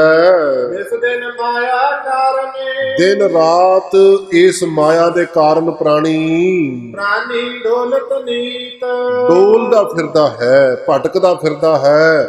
ਸਹਸ ਖੱਟੇ ਲਹਕੋ ਉਠਤਾਵੈ, ਤ੍ਰਿਪਤ ਨ ਆਵੈ, ਮਾਇਆ ਪਾਛੈ ਪਾਵੈ। ਅਨਕ ਭੋਗ ਵਿਖਿਆ ਕੇ ਕਰੈ, ਨਹ ਤ੍ਰਿਪਤਾਵੈ, ਖਪ ਖਪ ਮਰੈ। ਇਸ ਤਰ੍ਹਾਂ ਦੀ ਹਾਲਤ ਜੀਵ ਦੀ ਹੋ ਰਹੀ ਹੈ। ਕੋਟਨ ਮੈਂ ਨਾਨਕ ਕੋ ਇਸ ਸੰਸਾਰ ਵਿੱਚ ਕਰੋੜਾਂ ਦੀ ਗੱਲ ਕਰੀਏ, ਅੱਜ ਕੱਲ ਗੁਰਮੁਖੋ 7 ਅਰਬ ਦੇ ਕਰੀਬ ਆਬਾਦੀ ਚੱਲਦੀ ਹੈ ਸੰਸਾਰ ਦੀ, ਜਾਣੀ ਕਿ 700 ਕਰੋੜ। ਤੇ 700 ਕਰੋੜ ਵਿੱਚੋਂ ਪਾਤਸ਼ਾਹ ਮਾਨੋ ਗੱਲ ਕਹਿ ਰਹੇ ਨੇ ਵੀ ਕਈ ਕਰੋੜ ਮਗਰ 2-4 ਕਰੋੜ ਬੰਦੇ ਹੋਣ ਨਾ, ਤੇ ਇੱਕ ਅੱਧਾ ਉਹਨਾਂ ਦੇ ਵਿੱਚੋਂ ਨਾਰਾਇਣ ਜਿਹ ਚੀਤ ਜਿਹਦੇ ਅਸਲ ਮਹਿਨਿਆਂ ਵਿੱਚ ਵਾਹਿਗੁਰੂ ਚੇਤੇ ਹੁੰਦਾ ਹੈ। ਅਸੀਂ ਤੇ ਜਪਜੀ ਸਾਹਿਬ ਪੜ੍ਹ ਕੇ ਫੁੱਲੇ ਫਿਰੀ ਜਾਂਦੇ ਹਾਂ ਨਾ, ਹਾਲਾਂਕਿ ਨਿਤਨੇਮ ਅਜੇ ਪੂਰਾ ਕੀਤਾ ਨਹੀਂ। ਧਿਆਨ ਪਸ਼ੂਆਂ ਵਿੱਚ, ਧਿਆਨ ਮਾਇਆ ਵਿੱਚ ਚਲੇ ਗਿਆ ਜਾਂ ਹੋਰ ਪਾਸੇ ਖਿੰਡ ਗਿਆ ਹੈ। ਸਾਡੀ ਹਾਲਤ ਕੁਝ ਇਸ ਤਰ੍ਹਾਂ ਦੀ ਹੁੰਦੀ ਹੈ, ਅਸੀਂ ਮਨ ਕਰਕੇ ਅਸੀਂ ਕਹੀ ਜਾਂਦੇ ਹਾਂ ਵੀ ਅਸੀਂ ਵਧੀਆ ਗੁਰਸਿੱਖ ਹਾਂ, ਪਰ ਗੁਰਮੁਖੋ ਇਹ ਤੇ ਸਤਿਗੁਰੂ ਜਾਣਦਾ ਹੈ। ਗੁਰਦੇਵ ਕਹਿੰਦੇ ਸਵਾਸ ਸਵਾਸ ਦਾ ਅਭਿਆਸੀ, 24 ਘੰਟੇ ਵਾਹਿਗੁਰੂ ਨੂੰ ਯਾਦ ਰੱਖਣ ਵਾਲਾ ਕਰੋੜਾਂ ਮਗਰ ਇੱਕ। ਕਹਿ ਲਈਏ ਵੀ ਇਸ ਸੰਸਾਰ ਵਿੱਚੋਂ ਉਸ ਗਿਣਤੀ ਮੁਤਾਬਕ ਸ਼ਾਇਦ 100 ਬੰਦਾ ਵੀ ਨਾ ਨਿਕਲੇ ਜਿਹਨੂੰ ਸਹੀ ਮਹਿਨਿਆਂ ਵਿੱਚ ਵਾਹਿਗੁਰੂ ਯਾਦ ਹੈ, ਨਾਰਾਇਣ ਚੇਤ ਹੈ। ਜੈਸੇ ਜਲ ਤੇ ਬੁਦਬੁਦਾ ਪਾਤਸ਼ਾਹ ਕਹਿੰਦੇ ਸੰਸਾਰ ਨੂੰ ਪਿਆਰ ਕਰਦਾ। ਪਾਣੀ ਦਾ ਬੁਲਬੁਲਾ ਵੇਖਿਆ ਨਾ, ਜਦੋਂ ਮੀਂਹ ਪੈਂਦਾ ਤੇ ਬੁਲਬੁਲੇ ਬਣਦੇ ਹਨ। ਉਪਜੈ ਬਿਨ ਸੈਨੀਤ ਰੋਜ਼ ਹੀ ਪਾਣੀ ਦੇ ਬੁਲਬੁਲੇ ਬਣਦੇ ਨੇ ਤੇ ਨਾਸ਼ ਹੋਈ ਜਾਂਦੇ ਹਨ। ਇਹੀ ਤਰ੍ਹਾਂ ਸੰਸਾਰ ਹੈ। ਜਗ ਰਚਨਾ ਤੈਸੇ ਰਚੀ ਮੇਰੇ ਵਾਹਿਗੁਰੂ ਨੇ ਜਗਤ ਦੀ ਰਚਨਾ ਵੀ ਪਾਣੀ ਦੇ ਬੁਲਬੁਲੇ ਵਰਗੀ ਹੀ ਰਚੀ ਹੈ। ਕਹੋ ਨਾਨਕ ਸੁਨ ਮੀਤ ਐ ਮਨ ਮਿੱਤਰ ਪਿਆਰਿਆ, ਧਿਆਨ ਨਾਲ ਸੁਣ ਲੈ ਇਸ ਗੱਲ ਨੂੰ। ਪ੍ਰਾਨੀ ਕਛੂ ਨ ਚੇਤਈ ਪਰ ਇਹ ਜਿਹੜਾ ਪ੍ਰਾਣੀ ਹੈ ਚੇਤੇ ਕਰਦਾ ਹੀ ਨਹੀਂ ਹੈ। ਮਦ ਮਾਇਆ ਕੈ ਅੰਧ ਮਾਇਆ ਦੇ ਨਸ਼ੇ ਵਿੱਚ ਇੰਨਾ ਗਲਤਾਨ ਹੋਇਆ ਪਿਆ ਹੈ। ਕਹੋ ਨਾਨਕ ਬਿਨ ਹਰ ਭਜਨ ਸਤਿਗੁਰੂ ਕਹਿੰਦੇ ਇੱਕ ਵਾਹਿਗੁਰੂ ਦੇ ਭਜਨ ਬੰਦਗੀ ਤੋਂ ਬਿਨਾ ਵਰਤ ਤਾਹੇ ਜਮ ਫੰਦ ਇਹ ਸੰਸਾਰ ਦੇ ਬਹੁਤੇ ਜੀਵ ਜਮਾਂ ਦੀ ਫਾਸੀ ਵਿੱਚ ਹੀ ਫਸਦੇ ਹਨ। ਜੋ ਸੁਖ ਕਾ ਚਾਹੈ ਸਦਾ ਇਹ ਪ੍ਰਾਣੀ ਜੇ ਸਦੀਵੀ ਤੌਰ ਤੇ ਸੁਖੀ ਹੋਣਾ ਹੈ, ਸਰਨ ਰਾਮ ਕੀ ਲੇਹ ਵਾਹਿਗੁਰੂ ਦੀ ਸ਼ਰਨ ਤੱਕ ਲੈ, ਉਹਦੀ ਸ਼ਰਨ ਵਿੱਚ ਸੁਖ ਹਨ ਸਾਰੇ। ਕਹੋ ਨਾਨਕ ਸੁਨ ਰੇ ਮਨਾ ਇਹ ਮਨਾ ਧਿਆਨ ਦੇ ਨਾਲ ਸੁਣ। ਦੁਰਲਭ ਮਾਨਕ ਦੇ ਇਹ ਜਿਹੜੀ ਮਨੁੱਖਾ ਦੇਹੀ ਮਿਲੀ ਹੈ ਨਾ, ਬੜੀ ਦੁਰਲਭ ਹੈ। ਕਬੀਰ ਮਾਨਸ ਜਨਮ ਦੁਲੰਭ ਹੈ, ਹੋਏ ਨਾ ਬਾਰ ਹੈ ਵਾਰ। ਜਿਉ ਬਨ ਫਲ ਪਾਕੇ ਭੋਏ ਗਿਰੈ, ਬਾਹਰ ਨਾ ਲਾਗੈ ਡਾਰ। ਸੋ ਗੁਰੂ ਅਰਜਨ ਦੇਵ ਸਾਹਿਬ ਜੀ ਮਹਾਰਾਜ ਵੀ ਤਾਂ ਇਹੀ ਬਚਨ ਕਰਦੇ ਨੇ, ਕਹਿੰਦੇ ਰਾਤ ਗਵਾਈ ਸੋਏ ਕੈ, ਦਿਵਸ ਗਵਾਇਆ ਖਾਏ। ਹੀਰੇ ਜੈਸਾ ਜਨਮ ਹੈ, ਕੌਡੀ ਬਦਲੇ ਜਾਏ। ਮਾਇਆ ਕਾਰਨ ਧਾਵਹੀ ਮਾਇਆ ਦੇ ਪਿੱਛੇ ਮਨੁੱਖ ਦੌੜਦਾ ਫਿਰਦਾ ਹੈ। ਮੂਰਖ ਲੋਗ ਅਜਾਨ ਜਿਹੜਾ ਵੀ ਮਾਇਆ ਦੀ ਦੌੜ ਵਿੱਚ ਲੱਗਿਆ ਮੂਰਖ ਹੀ ਹੈ, ਉਹਨੂੰ ਸਿਆਣਾ ਨਾ ਸਮਝੋ। ਕਹੋ ਨਾਨਕ ਬਿਨ ਹਰ ਭਜਨ ਇੱਕ ਵਾਹਿਗੁਰੂ ਦੇ ਭਜਨ ਤੋਂ ਬਿਨਾ ਸਤਿਗੁਰੂ ਜੀ ਫਰਮਾਉਂਦੇ ਨੇ ਬਿਰਥਾ ਜਨਮ ਸਿਰਾਨ ਇਹ ਜਨਮ ਐਵੇਂ ਵਿਅਰਥ ਹੀ ਬੀਤ ਜਾਂਦਾ ਹੈ ਜੇ ਬੰਦਗੀ ਨਾ ਕਰੀਏ। ਜੋ ਪ੍ਰਾਨੀ ਨਿਸ ਦਿਨ ਭਜੇ ਜਿਹੜਾ ਪ੍ਰਾਣੀ, ਜਿਹੜਾ ਜੀਵ ਦਿਨ ਰਾਤ ਭਜਨ ਕਰਦਾ ਹੈ, ਰੂਪ ਰਾਮ ਤੇ ਜਾਨ ਜਪਦਿਆਂ ਜਪਦਿਆਂ ਰੱਬ ਦਾ ਰੂਪ ਹੋ ਨਿਬੜਦਾ ਹੈ। ਉਹਦੇ ਵਿੱਚ ਤੇ ਵਾਹਿਗੁਰੂ ਵਿੱਚ ਫਰਕ ਕੋਈ ਨਹੀਂ ਰਹਿ ਜਾਂਦਾ। ਹਰ ਜਾਣੇ ਹਰ ਅੰਤਰ ਨਹੀਂ ਉਸ ਵਾਹਿਗੁਰੂ ਵਿੱਚ ਤੇ ਹਰੀ ਦੇ ਜਨ ਪਿਆਰਿਆਂ ਦੇ ਵਿੱਚ ਕੋਈ ਫਰਕ ਨਹੀਂ ਰਹਿ ਜਾਂਦਾ ਹੈ। ਨਾਨਕ ਸਾਚੀ ਮਾਨ ਪਾਤਸ਼ਾਹ ਕਹਿੰਦੇ ਇਹ ਗੱਲ ਤੇ ਯਕੀਨ ਕਰਿਓ, ਸੱਚ ਹੈ ਇਹ ਗੱਲ। ਦਸ਼ਮੇਸ਼ ਪਿਤਾ ਕਹਿੰਦੇ ਨੇ ਨਾ, ਹਰ ਜਨ ਦੁਈ ਏਕ ਹੈ, ਬਿਬ ਵਿਚਾਰ ਕਛੁ ਨਾਹੇ।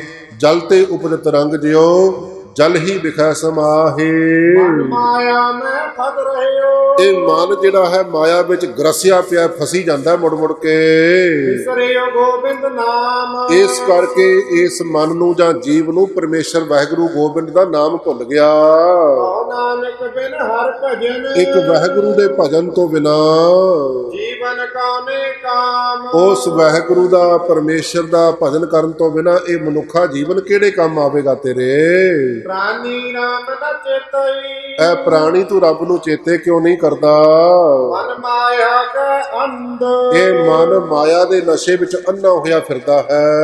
ਕਹੋ ਨਾਨਕ ਹਰ ਭਜਨ ਬਿਨ। ਇੱਕ ਵਾਹਿਗੁਰੂ ਦੇ ਭਜਨ ਤੋਂ ਬਿਨਾ ਕਰਤ ਤਾਹੇ ਜਮ ਫੰਦ। ਮੁੜ ਮੁੜ ਕੇ ਜਮਾਂ ਦੀ ਫਾਸੀ ਵਿੱਚ ਫਸਦਾ ਹੈ ਜੀਵ।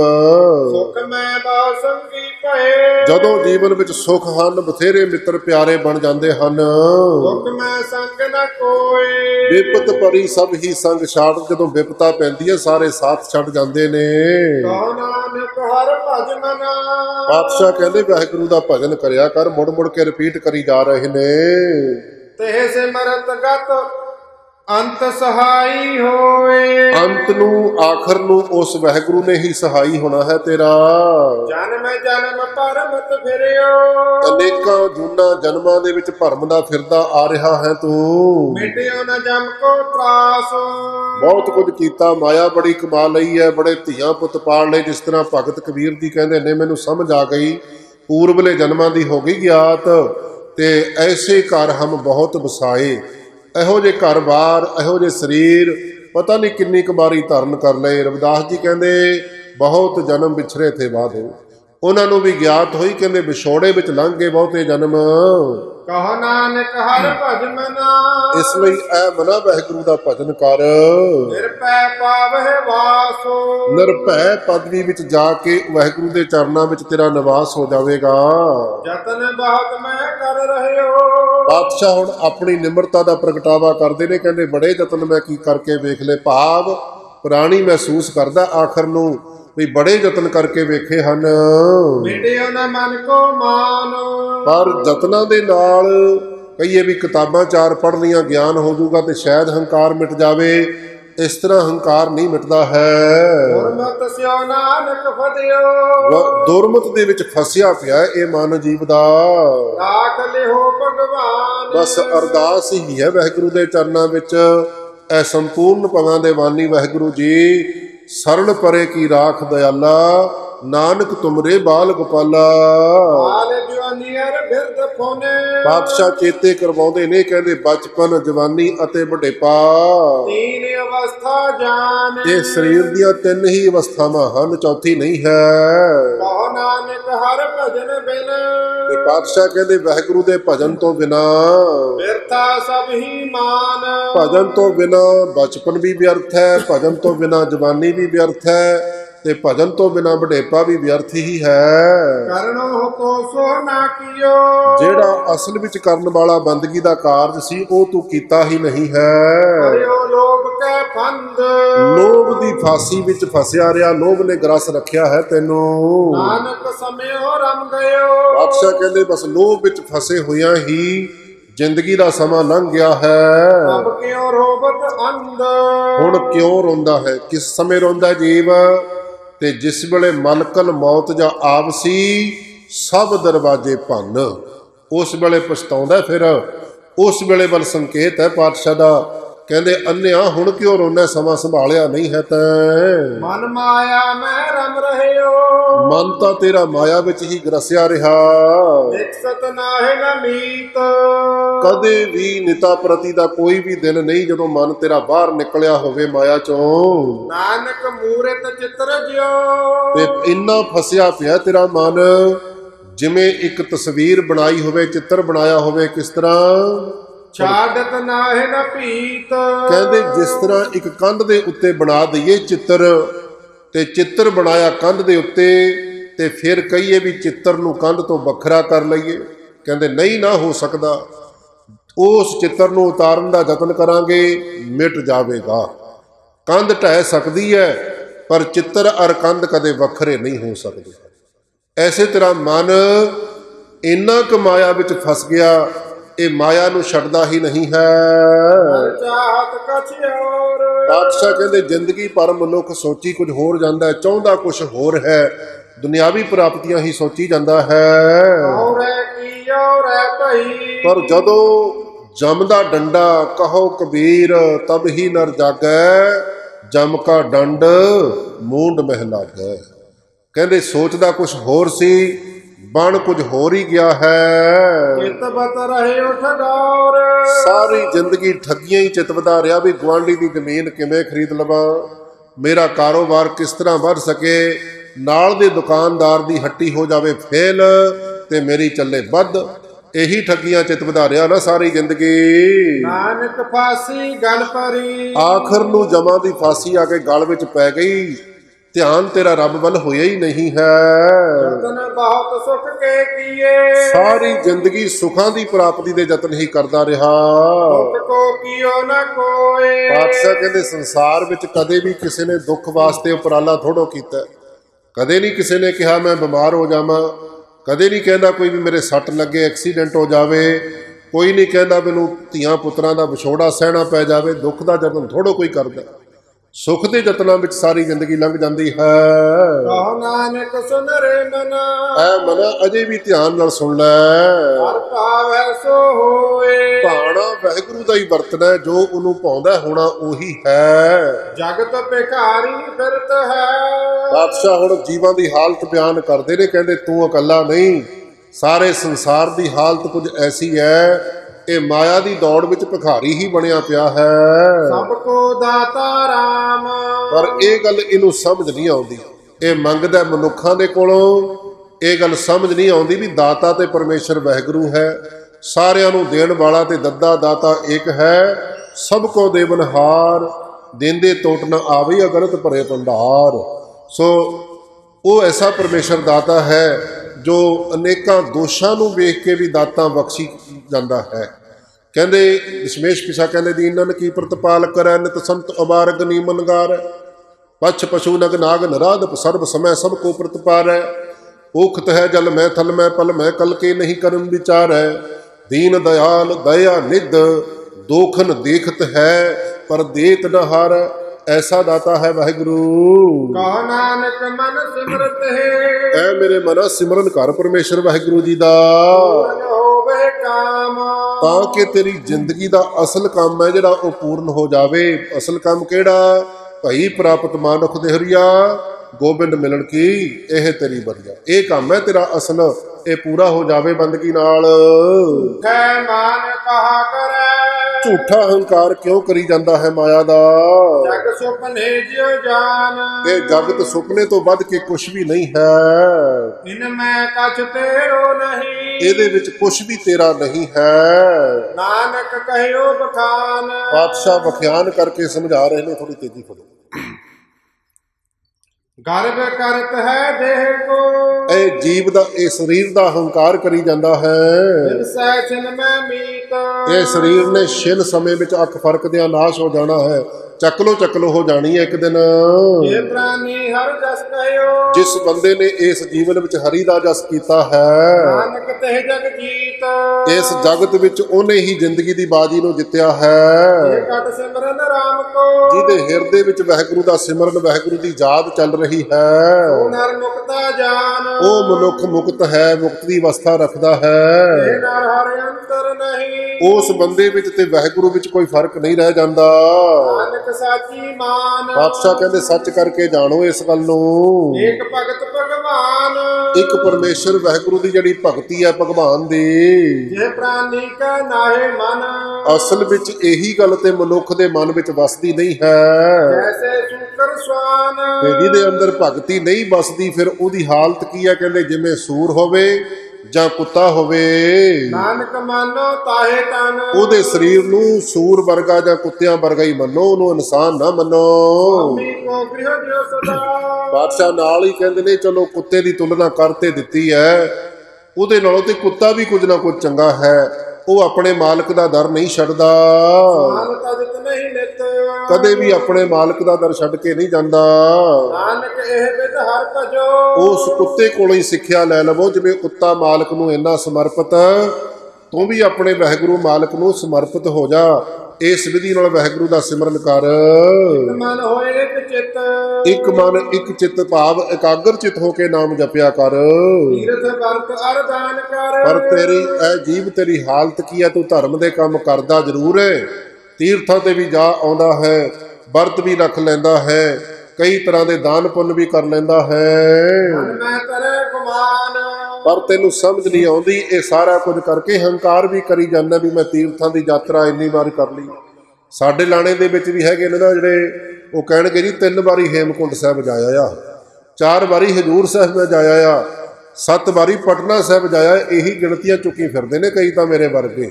ਸੋ ਇਹਦੇ ਬਾਰੇ ਪਾਤਸ਼ਾਹ ਸਮਝਾਉਂਦੇ ਨੇ, ਕਹਿੰਦੇ ਜੇ ਇਹ ਕਰਕੇ ਹੰਕਾਰ ਹੀ ਚੁੱਕੀ ਫਿਰਦਾ ਹੈ ਨਾ, ਨਾਨਕ ਨੇ ਫਲ ਜਾਤ ਹੈ, ਇਹ ਤੇਰਾ ਕੀਤਾ ਕਰਾਇਆ ਵਿਅਰਥ ਹੀ ਚਲਾ ਜਾਣਾ ਜੇ ਹੰਕਾਰ ਨਾ ਛੱਡਿਆ। ਪਹੁੰਚਰੇ ਸਨਾਨ। ਕਹਿੰਦੇ ਹਾਥੀ ਨਹਾ ਤੇ ਲੈਂਦਾ, ਕੀ ਫਰਕ ਪੈਂਦਾ? ਉਸੇ ਵੇਲੇ ਆਪਣੀ ਸੁੰਡ ਨਾਲ ਮਿੱਟੀ ਚੁੱਕਦਾ ਤੇ ਉੱਪਰ ਪਾ ਲੈਂਦਾ, ਉਹਦਾ ਨਹਾਤਾ ਨਾ ਨਹਾਤਾ ਇੱਕ ਬਰਾਬਰ ਹੋ ਜਾਂਦਾ ਹੈ। ਇਸੇ ਤਰ੍ਹਾਂ ਜੇ ਮਾੜਾ ਮੋਟਾ ਧਰਮ ਦਾ ਕੋਈ ਕੰਮ ਕਰ ਵੀ ਲਿਆ ਨਾ, ਹੰਕਾਰ ਨਾ ਛੱਡਿਆ, ਬਸ ਹਾਥੀ ਦੇ ਨਹਾਉਣ ਵਾਂਗ ਹੀ ਹੈ। ਕਾਂਪਿਓ ਪਗ ਡਗਮਗ। ਸੋਚ ਉਮਰ ਕਿੱਥੇ ਪਹੁੰਚ ਗਈ ਹੈ। ਬੁੱਢਿਆਂ ਨੂੰ ਜ਼ਿਆਦਾ ਉਪਦੇਸ਼ ਦੇ ਰਹੇ ਨੇ ਪਾਤਸ਼ਾਹ ਜੀ। ਕਹਿੰਦੇ ਸਿਰ ਕੰਬਣ ਲੱਗ ਪਿਆ, ਸਰੀਰ ਤੇ ਕੰਟਰੋਲ ਨਹੀਂ ਰਿਹਾ, ਸੋ ਪੈਰ ਜਿਹੜੇ ਹਨ ਚੱਲਦੇ ਹੋਇਆਂ ਥਿੜਕ ਰਹੇ ਹਨ। ਜੋਤ ਤੇ ਹੀ ਨਾ ਅੱਖਾਂ ਦੀ ਨਜ਼ਰ ਜਵਾਬ ਦੇ ਰਹੀ ਹੈ, ਪਹਿਲਾਂ ਵਰਗੀ ਨਹੀਂ ਰਹੀ ਹੈ। ਕਹੋ ਨਾਨਕ ਇਹ ਵਿਦ ਪਈ। ਇਸ ਤਰ੍ਹਾਂ ਦੀ ਹਾਲਤ ਤੇਰੀ ਜ਼ਿੰਦਗੀ ਦੀ ਹੋ ਗਈ ਸਰੀਰ ਦੀ। ਤਉ ਨ ਹਰ ਰਸ ਲੀਨਾ। ਪਰ ਪਰਮੇਸ਼ਰ ਦੇ ਨਾਮ ਦਾ ਰਸ ਅਜੇ ਵੀ ਤੂੰ ਲਿਆ ਹੀ ਨਹੀਂ ਹੈ। ਸੋਚਿਆ ਹੀ ਨਹੀਂ ਵੀ ਅਜੇ ਵੀ ਜਪਜੀ ਸਾਹਿਬ ਪੜ੍ਹ ਲਿਆ ਕਰਾਂ, ਸੋਚਿਆ ਹੀ ਨਹੀਂ ਵੀ ਘੜੀ ਦੋ ਘੜੀ ਰੱਬ ਨਾਲ ਗੱਲਾਂ ਕਰ ਲਿਆ ਕਰਾਂ। ਜਿਜ ਕਰ ਦੇਖਿਓ ਜਗਤ ਮੈਂ। ਸਤਿਗੁਰੂ ਕਹਿੰਦੇ ਮੈਂ ਆਪ ਚੰਗੀ ਤਰ੍ਹਾਂ ਧਿਆਨ ਨਾਲ ਵੇਖਿਆ ਜਗਤ ਵਿੱਚ, ਤੁਸੀਂ ਵੀ ਵੇਖਿਆ ਹੈ। ਕੋ ਕਾਹੂ ਕੋ ਨਾਹੇ। ਇਸ ਸੰਸਾਰ ਵਿੱਚ ਕੋਈ ਕਿਸੇ ਦਾ ਨਹੀਂ ਹੈ। ਨਾਨਕ ਥਿਰ ਹਰ ਭਗਤ ਹੈ। ਹਾਂ, ਇੱਕ ਚੀਜ਼ ਹੈ ਸਾਰਿਆਂ ਦੀ ਸਾਂਝੀ, ਉਹ ਹੈ ਵਾਹਿਗੁਰੂ ਦੀ ਭਗਤੀ, ਉਹੀ ਸਥਿਰ ਹੈ। ਤੇ ਰਾਖੋ ਮਨ ਮਾਹੇ। ਇਸ ਲਈ ਬੰਦਗੀ ਨੂੰ ਸਿਮਰਨ ਨੂੰ ਹਿਰਦੇ ਵਿੱਚ ਵਸਾ ਕੇ ਰੱਖਿਆ ਕਰ। ਜਗ ਰਚਨਾ ਸਭ ਝੂਠ ਹੈ। ਇਹ ਜਗਤ ਦੀ ਰਚਨਾ ਜਿੰਨੀ ਵੀ ਬਣਤਰ ਤੂੰ ਵੇਖ ਰਿਹਾ, ਧਰਤ ਪਤਾਲ ਆਕਾਸ਼ ਆਦਿਕ, ਇਹ ਸਭ ਝੂਠੀ ਹੀ ਹੈ, ਇਹ ਨਾਸ਼ਵਾਨ ਹੈ। ਜਾਨ ਲਿਹੋਰੇ ਮੀਤ। ਐ ਮਨ ਮਿੱਤਰਾ ਇਸ ਗੱਲ ਨੂੰ ਚੰਗੀ ਤਰ੍ਹਾਂ ਜਾਣ ਲੈ। ਕਹਿ ਨਾਨਕ ਥਿਰ ਨਾ ਰਹਾ। ਪਾਤਸ਼ਾਹ ਕਹਿੰਦੇ ਇਹਦੇ ਵਿੱਚ ਕੁਝ ਵੀ ਸਥਾਈ ਨਹੀਂ, ਟਿਕਣ ਵਾਲਾ ਨਹੀਂ। ਜਿਉ ਬਾਲੂ ਕੀ ਭੀਤ। ਰੇਤੇ ਦੀ ਕੰਧ ਪਹਿਲਾਂ ਤਾਂ ਖੜਦੀ ਨਹੀਂ, ਪਰ ਜੇ ਰੇਤਾ ਗਿੱਲਾ ਕਰਕੇ ਥੋੜੀ ਬਹੁਤੀ ਖੜਾ ਵੀ ਲਈਏ ਨਾ, ਜਦੋਂ ਹਵਾ ਚੱਲਦੀ ਹੈ, ਧੁੱਪਾਂ ਲੱਗਦੀ ਹੈ, ਰੇਤੇ ਦੀ ਕੰਧ ਕਿਰਕੇ ਢਹਿ ਢੇਰੀ ਹੋ ਜਾਂਦੀ ਹੈ। ਇਹ ਸੰਸਾਰ ਵੀ ਰੇਤੇ ਦੀ ਕੰਧ ਨਾਲੋਂ ਵੱਧ ਕੇ ਕੁਛ ਨਹੀਂ ਹੈ। ਰਾਮ ਗਇਓ ਰਾਵਣ ਗਇਓ। ਜੇ ਨਹੀਂ ਭਰੋਸਾ ਆਉਂਦਾ, ਇਸ ਦੁਨੀਆ ਦੇ ਵਿੱਚੋਂ ਵੱਡੀਆਂ ਹਸਤੀਆਂ ਚਲੇ ਗਈਆਂ, ਉਹਨਾਂ ਵੱਲ ਵੇਖ ਕੇ ਸਿੱਖ ਲੈ। ਰਾਮ ਜੋ ਸਮੇਂ ਦਾ ਅਵਤਾਰ ਸੀ, ਉਹ ਗਿਆ ਦੁਨੀਆ ਵਿੱਚੋਂ। ਰਾਵਣ ਜਿਹੜਾ ਬਹੁਤ ਵੱਡੀਆਂ ਸ਼ਕਤੀਆਂ ਤੇ ਗਿਆਨ ਦਾ ਮਾਲਕ ਸੀ, 5 ਗੁਣ ਜਿਹਦੇ ਵਿੱਚ ਸਨ, ਸਮੇਂ ਦੀ ਘਾਟ ਹੈ ਵਿਆਖਿਆ ਵਾਸਤੇ, ਉਹ ਵੀ ਵੱਡਾ ਤਾਕਤਵਰ ਜਿਹੜਾ ਕਹਿੰਦਾ ਸੀ ਕਾਲ ਪਾਵੇ ਨਾਲ ਬੰਨ ਰੱਖਿਆ, ਮੈਂ ਮਰਨਾ ਕੋਈ ਨਹੀਂ। ਹਰਨਾਕਸ ਜਿਹੜਾ ਕਹਿੰਦਾ ਸੀ ਹੁਣ ਮੈਂ ਕਦੇ ਨਹੀਂ ਮਰਨਾ, ਵਰ ਪ੍ਰਾਪਤ ਹੋ ਗਏ ਨੇ, ਉਹਨਾਂ ਵੱਲ ਨਜ਼ਰ ਮਾਰ ਲੈ। ਦੂਸਰਾ ਭਾਵ ਅਰਥ ਵੀ ਲੈ ਲਈਏ, ਕਹਿੰਦੇ ਰਾਮ ਗਇਓ। ਜਦੋਂ ਰਾਵਣ ਦੇ ਹਿਰਦੇ ਵਿੱਚੋਂ ਰੱਬ ਭੁੱਲਿਆ, ਉਹਨੇ ਗਲਤੀ ਕੀਤੀ, ਸੀਤਾ ਨੂੰ ਚੁੱਕ ਕੇ ਬਦਲਾ ਲੈਣ ਦਾ ਢੰਗ ਵਧੀਆ ਨਹੀਂ ਵਰਤਿਆ, ਵੀ ਭੈਣ ਰਾਵਣ ਮਾਨੋ ਮਾਰਿਆ ਗਿਆ ਹੈ। ਜਾਟੋ ਬਹੁ ਪਰਿਵਾਰ। ਜਿਹਦਾ ਪਰਿਵਾਰ ਵੀ ਬਹੁਤ ਵੱਡਾ ਸੀ, ਉਹ ਵੀ ਮਾਰਿਆ ਗਿਆ। 1 ਲੱਖ ਪੂਤ 1.25 ਲੱਖ ਨਾਤੀ। ਗੁਰਬਾਣੀ ਕਹਿ ਰਹੀ ਹੈ, ਇਤਿਹਾਸ ਨਹੀਂ, ਵੀ 1 ਲੱਖ ਪੁੱਤਰ ਸੀ ਰਾਵਣ ਦਾ ਤੇ 1.25 ਲੱਖ ਪੋਤਰਾ ਸੀ। ਇੰਨਾ ਉਹਦਾ ਅਮਲਾ ਫੈਲਿਆ ਹੋਇਆ ਸੀ, ਇੱਕ ਵੀ ਨਹੀਂ ਰਿਹਾ। ਤੇ ਇਹ ਰਾਵਣ ਕਰ ਦੀਆ ਨਾ ਬਾਤੀ, ਦੀਵਾ ਜਗਾਉਣ ਵਾਲਾ ਕੋਈ ਨਹੀਂ ਸੀ ਬਚਿਆ। ਨਾਨਕ ਫਿਰ ਕਛ ਨਹੀਂ। ਇਸ ਲਈ ਸੰਸਾਰ ਵਿੱਚ ਕੁਝ ਵੀ ਟਿਕਣ ਵਾਲਾ ਨਹੀਂ। ਸੁਪਨੇ ਜਿਉ ਸੰਸਾਰ। ਸੰਸਾਰ ਸੁਪਨੇ ਤੋਂ ਵੱਧ ਕੇ ਕੁਝ ਵੀ ਨਹੀਂ ਹੈ। ਚਿੰਤਾ ਤਾ ਕੀ ਕੀਜੀਐ। ਕਹਿੰਦੇ ਭਾਈ ਚਿੰਤਾ ਕਰਨ ਦੀ ਲੋੜ ਨਹੀਂ। ਸੰਸਾਰ ਦੀਆਂ ਵਸਤੂਆਂ ਪਦਾਰਥਾਂ ਪ੍ਰਭਤਾ ਵਡਿਆਈਆਂ ਦੀ, ਮੌਤ ਦੀ ਵੀ ਚਿੰਤਾ ਕਰਨ ਦੀ ਲੋੜ ਨਹੀਂ ਹੈ, ਕਿਉਂਕਿ ਚਿੰਤਾ ਤੇ ਉਸ ਗੱਲ ਦੀ ਕਰੀਦੀ ਹੈ ਜੋ ਅਨਹੋਣੀ ਹੋਏ। ਜੇ ਕੋਈ ਅਨਹੋਣੀ ਵਾਪਰ ਜਾਵੇ। ਯਾਦ ਰੱਖਣਾ, ਅਸੀਂ ਤੇ ਕਿਸੇ ਦੀ ਮੌਤ ਨੂੰ ਵੀ ਅਨਹੋਣੀ ਕਹਿ ਦਿੰਦੇ ਹਾਂ। ਨਹੀਂ, ਅਸਲ ਵਿੱਚ ਧਰਮ ਦੀ ਦੁਨੀਆ ਵਿੱਚ ਅਨਹੋਣੀ ਸ਼ਬਦ ਹੀ ਨਹੀਂ ਹੈ। ਪਾਤਸ਼ਾਹ ਕਹਿੰਦੇ ਜੋ ਭਾਉਂਦਾ ਜੋ ਤੁਧ ਭਾਵੈ ਸਾਈ ਭਲੀ ਕਾਰ, ਤੂੰ ਸਦਾ ਸਲਾਮਤ ਨਿਰੰਕਾਰ। ਰੱਬ ਦੀਆਂ ਨਜ਼ਰਾਂ ਵਿੱਚ ਅਨਹੋਣੀ ਸ਼ਬਦ ਨਹੀਂ, ਧਰਮ ਦੀ ਦੁਨੀਆ ਵਿੱਚ ਅਨਹੋਣੀ ਸ਼ਬਦ ਨਹੀਂ।